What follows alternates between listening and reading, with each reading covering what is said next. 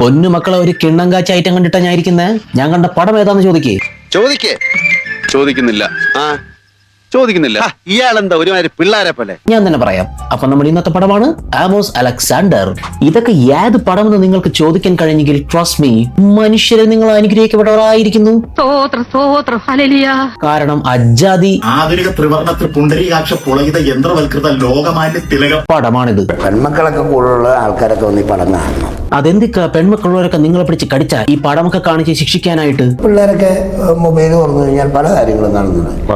അതുവരെ ഇല്ല ഈ പടത്തില്. ഓ, സത്യസന്ധതയുടെ നിറക്കൂട്ടമേ, അറ്റാണ് ഈ പടത്തിലൊരു തേങ്ങയില്ല കേട്ടാ. അപ്പൊ പടം തുടങ്ങുന്നത് അജുവേട്ടന്റെ എന്തോ സീരിയസ് ആയിട്ടുള്ള ഡയലോഗിലൂടെയാണ്. കുറച്ചു കാലം കഴിഞ്ഞല്ല ഈ ഡയലോഗിന് പടത്തിലെ വലിയ കാര്യമൊന്നും ഇല്ലാത്തോണ്ട് അങ്ങനെ നോക്കുകയാണെങ്കിൽ ഈ പടത്തെ പറ്റി പോലും പറയേണ്ടി വരില്ല. പക്ഷെ എന്ത് ചെയ്യാം, റോസ്റ്ററായി ജനിച്ചു പോയില്ലേ, റോസ്റ്റ് ആതിരിക്കാൻ പറ്റുമോ? എന്നിട്ട് ജാഫർക്കയുടെ ഒരു വോയിസ് ഓവർ വരും. ഞാനൊരു പ്രവാചകനല്ല, പ്രവാചകപുത്രനുമല്ല. പ്രവാചകനല്ല, പ്രവാചകപുത്രനുമല്ലെങ്കിൽ ഈ മേരി ചേച്ചിയാണ് പടത്തിലെ നായിക. പലതരം ക്രൈം റിലേറ്റഡ് ഇന്റർവ്യൂ എടുക്കലാണ് പണി. കേൾക്കുമ്പോ തന്നെ ചാർജ് ആവുന്നുണ്ടല്ലേ? വെറും വെറുതെ. അപ്പൊ തുടക്കം തന്നെ മകളെ ആരൊക്കെയോ കൂടി കൊന്ന് അവരെ ഒന്നും ചെയ്യാൻ പറ്റാതെ നീതി നിഷേധിക്കപ്പെട്ട ഒരു ചേച്ചിയുടെ ഇന്റർവ്യൂ എടുക്കും. മക്കളെ, ഈ സീനിനും പിന്നീട് പടത്തിൽ യാതൊരു ഇമ്പോർട്ടൻസും ഇല്ലാത്തതുകൊണ്ട് അറിയാൻ പാടില്ല, പക്ഷെ മേരിക്ക് അറിയാം. മേരി പറയുന്നില്ല. ആമോസ് അലക്സാണ്ടർ ആരാന്ന് പറയുന്നില്ല. അതാണല്ലോ സിനിമ. ഇത് കേട്ടിട്ട് ആമോസ് അലക്സാണ്ടർ ആരായിരിക്കും എന്നാ നിനക്ക് തോന്നുന്നത്? അത് സസ്പെൻസ് ക്യാരക്ടർ അല്ലേ? ഉണ്ടാ, പടം തുടങ്ങി 4.5 മിനിറ്റ് കഴിയുമ്പോൾ മനസ്സിലാകും അത് ജാഫർക്കാണെന്ന്. അടിപൊളി. എന്നിട്ട് ലിവിങ് ടുഗദർ ആയിട്ട് കഴിയുന്ന അജു ആൻഡ് മേരിക്ക് ഒരു പാട്ട്.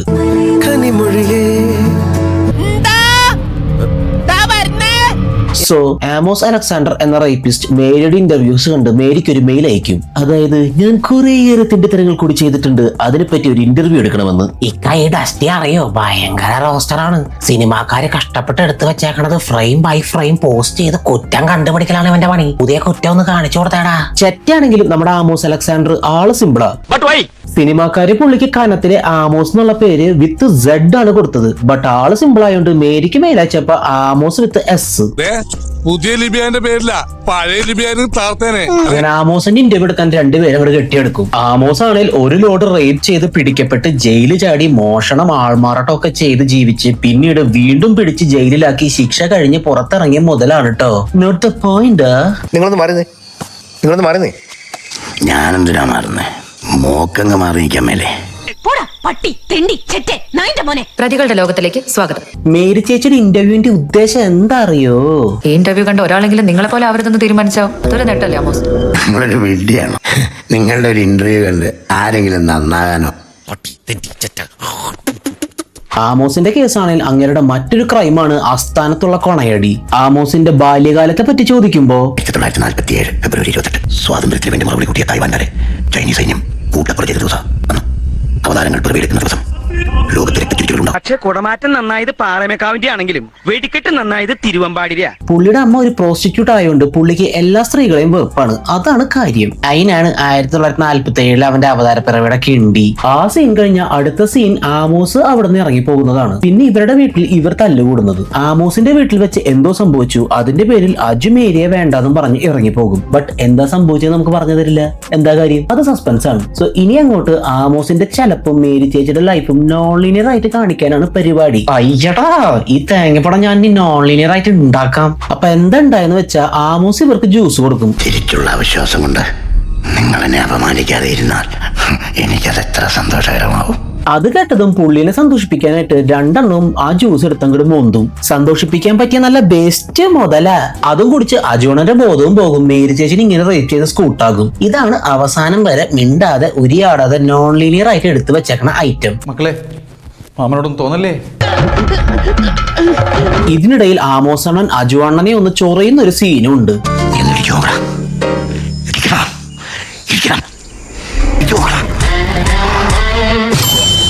ഓർമ്മകൾ പോയി മറഞ്ഞു, എന്റെ കുട്ടന്റെ പാട്ടുകൾ നിന്നു. അപ്പൊ ഒഫീഷ്യലായി പോകാൻ പേടിയായോണ്ട് മേരി അങ്കിളും പോലീസുമായ ഷാജോണിനെ വിളിച്ച് സിസ്റ്റത്തെ കുറിച്ച് എന്തൊക്കെയോ പറയാൻ ശ്രമിക്കുന്നുണ്ട്. ഇരയ്ക്ക് നേരെ വരുന്ന ചോദ്യങ്ങൾക്ക് മറുപടി പറയേണ്ടത് ഞാനല്ലേ? സമൂഹത്തിന്റെ സദാചാര വിചാരണയ്ക്കിരയാവാൻ എന്നെ കൊണ്ടിപ്പോ പറ്റില്ല. ഒരു പരാതി തരാൻ പോലും പറ്റാത്ത അവസ്ഥയിലേക്ക് എന്നെ ഇങ്ങനെ എത്തിച്ചത്. മനസ്സിലുള്ള സതുദ്ദേശമൊക്കെ കൊള്ളാൻ ഡയറക്ടർ സാറേ, പക്ഷെ ഒരു കുഴപ്പമുണ്ട്. ഉള്ളിലുള്ള ഐഡിയ ക്രിയേറ്റീവിലും സിനിമാറ്റിക് ആയിട്ട് കാണിക്കാന്ന് വിചാരിച്ച ക്രിയേറ്റിവിറ്റി ഞങ്ങളിൽ ഇല്ല. ഇനിയിപ്പോ അത് കട വാങ്ങി കാണിക്കാന്ന് വിചാരിച്ച അതിന് മാത്രമുള്ള കഥ ഇതിലില്ല. അതുകൊണ്ട് മനസ്സിലുള്ള ഐഡിയ ഒക്കെ നേരെ നായികയെ കൊണ്ട് അങ്ങ് പറയിപ്പിക്കും. പിന്നെ ക്യാഷുള്ള നായികയ്ക്ക് സിനിമയിൽ ഇങ്ങനെ എന്തെങ്കിലും സംഭവിച്ചാൽ അറിയാലോ. ആചാരം തെറ്റിക്കാൻ കഴിയില്ലല്ലോ തിരുമേനി. ഒരു ഓൾ ഇന്ത്യ സോളോ ട്രിപ്പ്. ഇന്റർവ്യൂയുടെ ഇടയിൽ ആമോസ് കൊൽക്കത്തയിൽ വെച്ച് റേപ്പ് ചെയ്ത ഓട് ഫാക്ടറിയിൽ വർക്ക് ചെയ്തിരുന്ന ഒരു ലക്ഷ്മി കർമാക്കറെ കുറിച്ച് മേരിയോട് പറഞ്ഞിരുന്നു. അവളുടെ വേർപ്പിന് കളിമണ്ണിന്റെ ഗന്ധമായിരുന്നു. അപ്പൊ മേരി ചേച്ചിക്ക് ഒരു ഐഡിയ തോന്നും, എന്തായാലും ഓൾ ഇന്ത്യ ട്രിപ്പ് പഠിക്കാണല്ലോ, എന്നാ പിന്നെ ലക്ഷ്മി കർമാക്കറെ കണ്ടുപിടിച്ചേക്കാം. ആൻഡ് ചേച്ചി ബി ലൈക്ക്, അണ്ണാ വിയർപ്പിന് കളിമണ്ണിന്റെ ഗന്ധമുള്ള ലക്ഷ്മി കർമാക്കർ അറിയോ? ഇതോടൊപ്പം തന്നെ ഈ പോലീസ് മാമനും ഷാജോണും ആമോസിനെ അന്വേഷിച്ച് നടപ്പാണ്. അങ്ങനെ ചേച്ചി അന്വേഷിച്ച് അങ്ങനെ പ്രേക്ഷകർക്ക് ഒരു ആശ്വാസത്തിനായി ലക്ഷ്മി എന്ന ക്യാരക്ടറിലൂടെ സംവിധായകൻ നമുക്കൊരു കിടിലൻ ക്യാമിയോ തരും എന്ന് നിങ്ങൾ കരുതണ്ട. ലക്ഷ്മി കർമാക്കർ കർത്താവിൽ നിന്നിട്ട് പ്രാപിച്ച് വർഷം കുറയായി മക്കളെ. ഇനിയിപ്പോ സംവിധായകന് 2 കാര്യങ്ങൾ ചെയ്തു തീർക്കണം. ഒന്ന്, ആമോസിനെ കണ്ടുപിടിക്കണം. രണ്ടാമത്തെ കാര്യം അതിപ്പോ പറയാൻ കഴിയില്ല. അപ്പോ അന്വേഷണത്തിന്റെ ഇടയിൽ ഈ പോലീസ് മാമനെ തല്ലാൻ ഗുണ്ടകൾ വരുന്നു.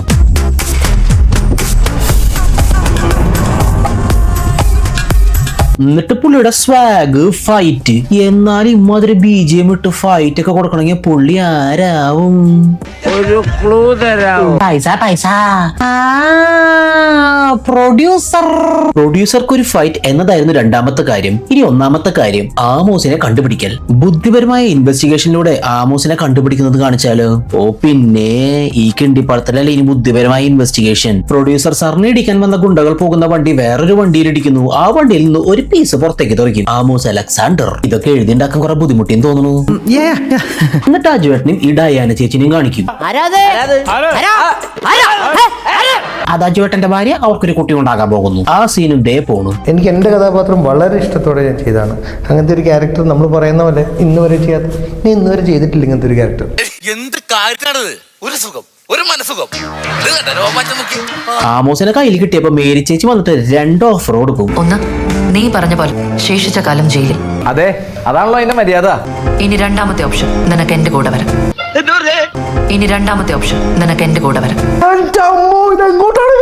എല്ലാവരും ഞെട്ടിക്കഴിഞ്ഞെങ്കിൽ അത് അങ്ങോട്ട് നോക്കൂ. ആമോസ് മേരി ചേച്ചിയുടെ കൂടെ പോകും. എന്നിട്ട് ആമോസിനെ കെട്ടിയിട്ട് തല്ലി നാടക ഡയലോഗ് ആരംഭിക്കും. അത് നിന്റെ കാഴ്ചപ്പാടിന്റേതാണ് ആമോസ്. ഞങ്ങള് സ്ത്രീകൾ അങ്ങനെ ചിന്തിക്കാറില്ല. അപ്പൊ നിനക്ക് മാത്രം എങ്ങനെയാണോ അങ്ങനെ തോന്നിയത്? ഇപ്പൊ നിനക്ക് അവസരമുണ്ട്. എത്ര വേണേലും നിനക്ക് നിലവിളിക്കാം. അഭിനയിക്കുകയാണെന്ന് പറയത്തില്ല, അത്രയ്ക്ക് നാച്ചുറൽ ആയിട്ടുണ്ട്. ഇതൊരു കഷ്ടമല്ലേ? അവിടുന്ന് ചേച്ചിയുടെ വെർബൽ ഡയറിയും കഴിഞ്ഞ് ആമോസിന് ഒരു കുത്തുകുത്തി ഹിമാലയം പിടിക്കും. അറിയാലോ, അപ്പേട്ടന്റെ അനിയത്തിയാണ്.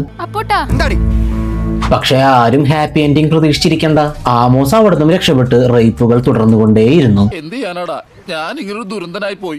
എന്റെ സംശയം, പടത്തിന് റേപ്പിസ്റ്റ് ആയ ആമോസ് അലക്സാണ്ടറിന്റെ പേരുമിട്ട് എല്ലാ തിണ്ടിത്തരവും ചെയ്ത ആമോസ് മാസായി എസ്കേപ്പ് ചെയ്യുന്നതിലൂടെ എന്ത് തരം ഗ്ലോറിഫിക്കേഷൻ ആണ് ഉദ്ദേശിക്കുന്നത്? ഇതുപോലെ തന്നെ കുറുപ്പൊന്നും പേരുമായിട്ടൊരു പടം വന്നപ്പോ എല്ലാവർക്കും ഓഹോ, ഈ പാവ ഞാനൊരു ആമോസിനെ കൊണ്ടുവന്നപ്പോ ആഹാ. എന്റെ ഭാഗത്ത് തെറ്റുണ്ട്, ഞാനത് ചോദിക്കാൻ പാടില്ലായിരുന്നു. ഇന്നത്തെ സെൻസർ ബോർഡിന്റെ ഒരു സ്ക്രൂട്ടണി വളരെ സ്ട്രിക്റ്റ് ആണ്. പിന്നെ അവർ 16+ പറയുകയാണെങ്കിൽ UA ആണ്, അല്ലെങ്കിൽ അവർ A തന്നെ തരണ്ടേ? സാർ, പടത്തിന്റെ സർട്ടിഫിക്കേഷൻ UA എന്തേലും കൊടുക്ക്. ആര് കാണാൻ ഈ പടമൊക്കെ? ഞാൻ പോണേണ്. വെറുതെ എന്തിനാണ് ഒരുപാട് എക്സ്പ്രഷൻ ഇട്ട് ചാവണത്?